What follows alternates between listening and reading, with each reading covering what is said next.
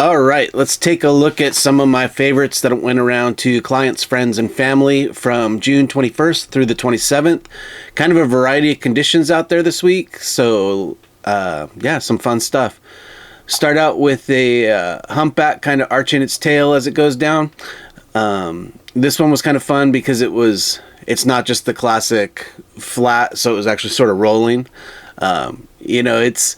These pictures are hard to do it justice to, but that's a big, 30 to 50 ton animal that's rolling around as it dives down. So it's fun to see.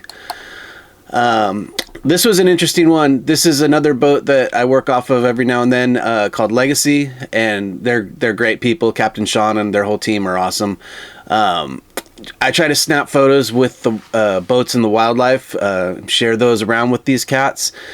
This one, there was no wildlife, but I was able to capture them in front of the San Diego skyline, and using that telephoto lens compression, it really gives a perspective that doesn't exist, so to speak. So that lens compression makes all of the background seem like it's right there. So downtown San Diego is not super close to, the SeaWorld roller coasters, the SeaWorld Tower here. You've got the Hyatt over this way, I believe. The boat looks like, it's quite tall compared to, the high rises, but it doesn't look all that tall compared to the shoreline stuff.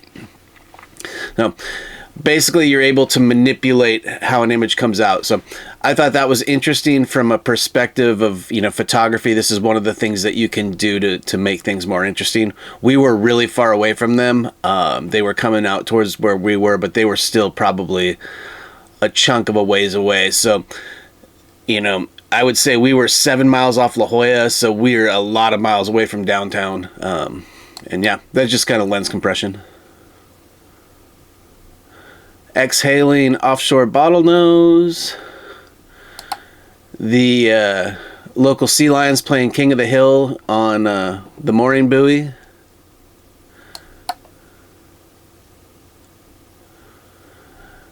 And then here you see just a quick snap of a common dolphin missing its dorsal fin. I'm kind of interested when I get these shots, if you can see what created it. This one I couldn't really tell. Fun look at a longbeak common dolphin, and the coloration around the eyes and the coloration from the front flippers up towards its rostrum. This day we didn't really get any sun, but we got enough light through that it created some interesting, metallic effects on the water. And then this was offshore a little further, I believe. As we came back onshore, the wind just died, and we were able to capture, a few of these this pelican diving. Really no wave action, no chop. You can see kind of the story here is the absolute lack of contrast. So the contrast in this image is that, man, for being out on the open ocean, there's not a lot going on here.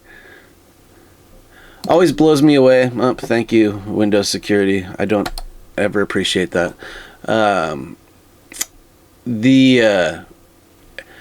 How these animals are able to pierce so much water without a splash until they get into the bigger mass of their body is very impressive. It's obviously that's what they have to do, but it just I see how clumsy I am, and I see these guys enter the water with zero splash, and it's like, oh, that's pretty cool. You can see a little bit of splash starting here. Some more pan shots. Been working with this a little bit more, trying to perfect kind of what I think works. This one had pretty good blur. I'm at a point where I'm really having to shoot a lot of these to get ones that work. There'll be kind of one per batch when I just lay down on the high speed shutter. So I've been working kind of in between 1/30th and 1/60th of a second, trying to figure out what freezes the subject while giving me some blur. This one I really liked. It had the detail here in the water. It has the detail with the motion in the feathers.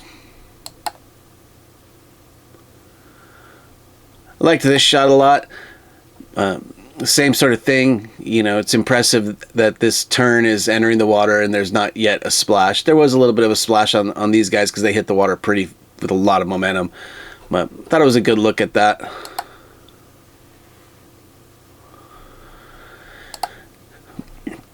Male sea lion, taking advantage of kind of the afternoon light and some reflections. This one was over kind of near a commercial dock in I can never pronounce it, in the basin. I'm gonna call it the basin from now on.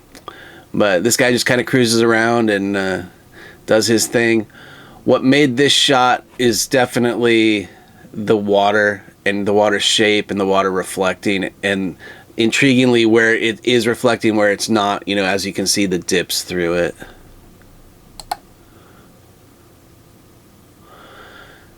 This one, not artistic, but I sent it over to my friends at SD Seal Society. Just a great example, same with the next one, of how large these big males are. This time of year they come by. They're not here except during kind of the pupping season. So we don't often see these big males. When they come, they've got their harem, and the other little males kind of spread out a little bit, give them their space. But you can see these are all pretty average size females, and this guy's just proper big compared to them.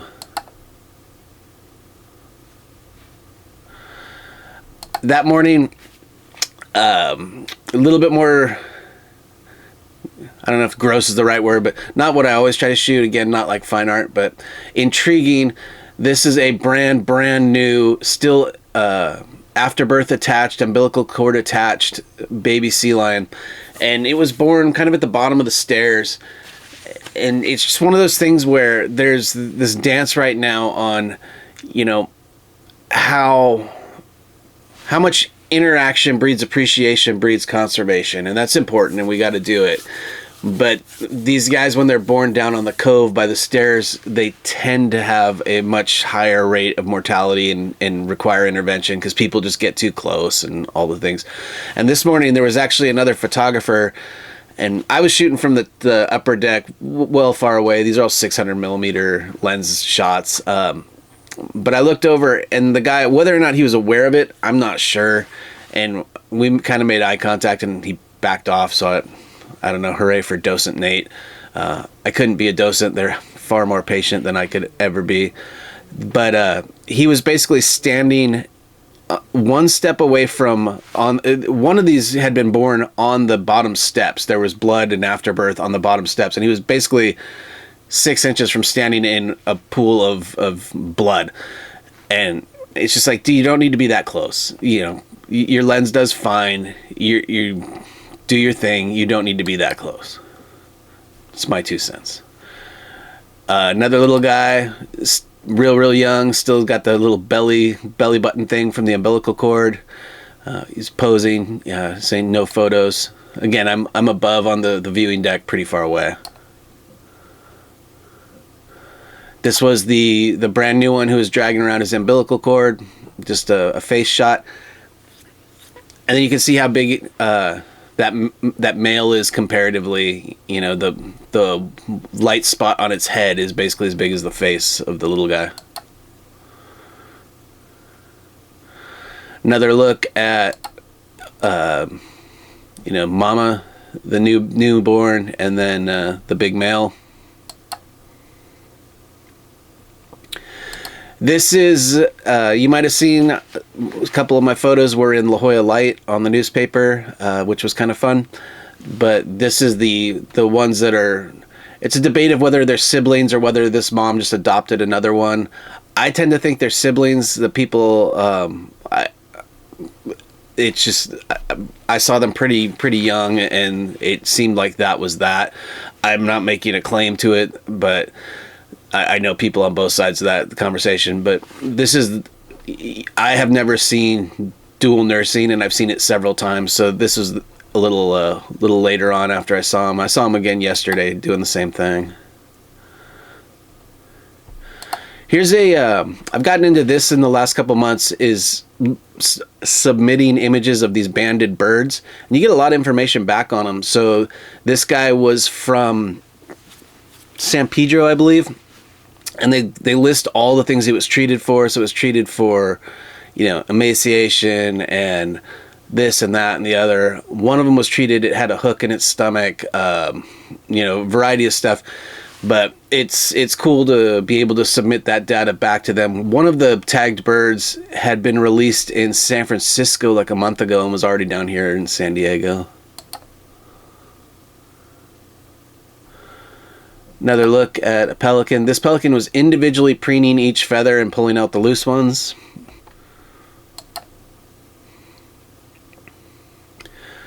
Here's a similar, it's a tagged sea lion.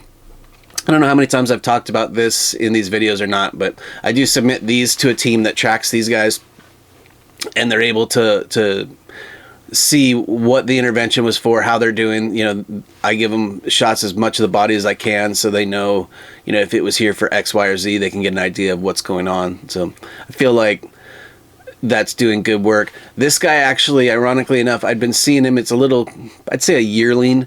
It'd been on the bait dock in the basin, and that's pretty much where I'd seen him with a small group of sea lions.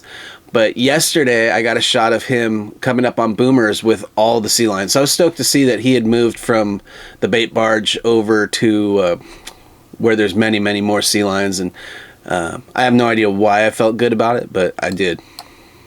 So there. Went out on an evening small boat trip with Offshore Blue Adventures or Expeditions. Sorry, Evan, I can't remember the name exactly right now. But if you Google Offshore Blue, they have 2 different boats, and they're both smaller boats. So golden hour with the sea lion floating among the kelp. I really liked these shots. I think these will end up on my site, and I think these will be popular, where the swell's kind of hiding the details. Kind of gives it a little bit of a mystery.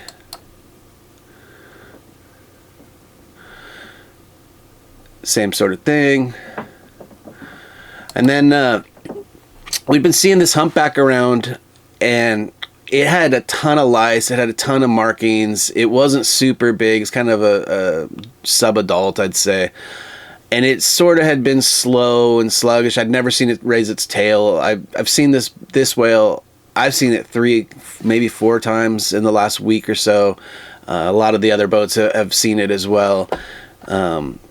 But it had been kind of shy of the bigger boats, but it came up to the small boat and, swam with the boat for a while and came right up next to it.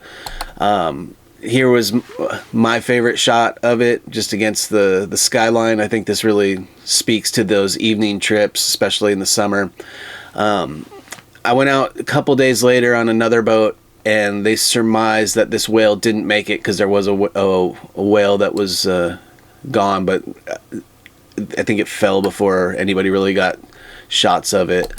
But you can see there's a lot of whale lice and stuff on this. So he had some skin stuff going on and some other stuff going on. But it was nice to be able to spend a few moments with it, and that kind of that happens out there.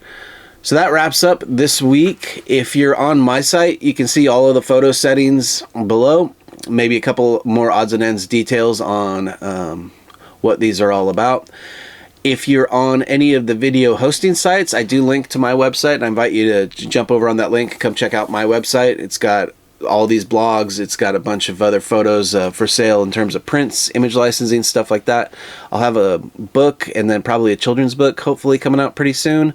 And when I've got some time to sit down and work on that.